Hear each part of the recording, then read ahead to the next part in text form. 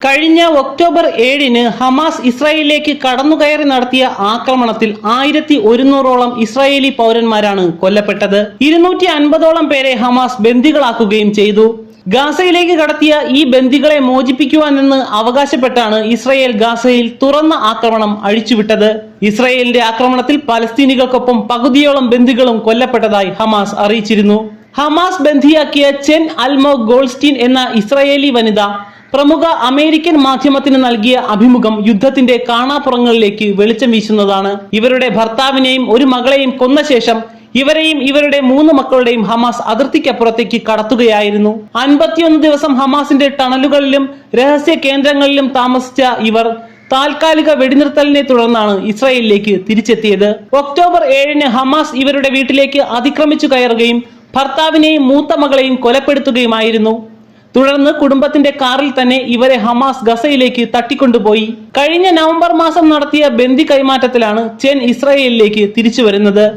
ഹമാസിന്റെ തടവിൽ കഴിഞ്ഞ നാളുകൾ നരക തുല്യമായിരുന്നു എന്നാണ് ഈ ഇസ്രായേൽ വനിത പറയുന്നത്.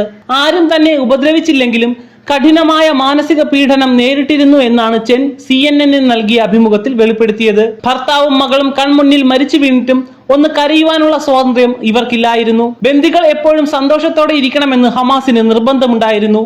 മാത്രമല്ല, അവർ ബന്ദികളെ പരിഹസിക്കുകയും അപമാനിക്കുകയും ചെയ്തിരുന്നു. ഇസ്രായേൽ നിങ്ങളെ മറന്നുവെന്നും യുദ്ധം ചെയ്യുവാൻ മാത്രമാണ് ഇസ്രായേലിന് താല്പര്യമെന്നും തങ്ങളെ ബന്ദിയാക്കിയവർ അടിക്കടി പറയുമായിരുന്നുവെന്ന് ഗോൾസ്റ്റീൻ പറയുന്നു. ബന്ദികൾക്ക് ഭക്ഷണവും വെള്ളവും നൽകുവാൻ ഹമാസ് ശ്രദ്ധിച്ചിരുന്നെങ്കിലും അവസാന ഘട്ടത്തിൽ വളരെ കുറച്ച് ഭക്ഷണം മാത്രമേ ലഭിച്ചിരുന്നുള്ളൂ.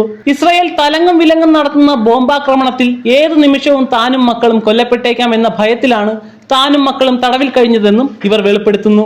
ഏതു സമയത്തും ഇവർ നിരീക്ഷണത്തിലുമായിരുന്നു. അതേസമയം ഹമാസിന്റെ പോരാളികളുമായി മതപരമായ കാര്യങ്ങൾ സംസാരിച്ചുവെന്നും അവരെ പ്രകോപിപ്പിക്കാതിരിക്കാൻ ശ്രദ്ധിച്ചിരുന്നതായും ഇവർ പറയുന്നുണ്ട്. തങ്ങളോട് കരയരുതെന്ന് പറഞ്ഞിരുന്ന ഹമാസ് പോരാളികൾ തന്നെ പലപ്പോഴും കരഞ്ഞിരുന്നതായി ഇവർ പറയുന്നുണ്ട്.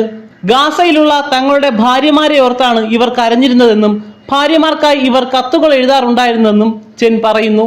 ഇപ്പോഴും 99 ബന്ദികൾ ഹമാസിന്റെ തടവിലുള്ളതായാണ് ഇസ്രായേൽ പറയുന്നത്. 2 പക്ഷത്തിനും അംഗീകരിക്കുവാനാകുന്ന ഒരു വെടിനിർത്തൽ കരാർ ഉണ്ടായാൽ മാത്രമേ ഈ ബന്ദികൾക്ക് ഇസ്രായേലിലേക്ക് മടങ്ങുവാനാകൂ.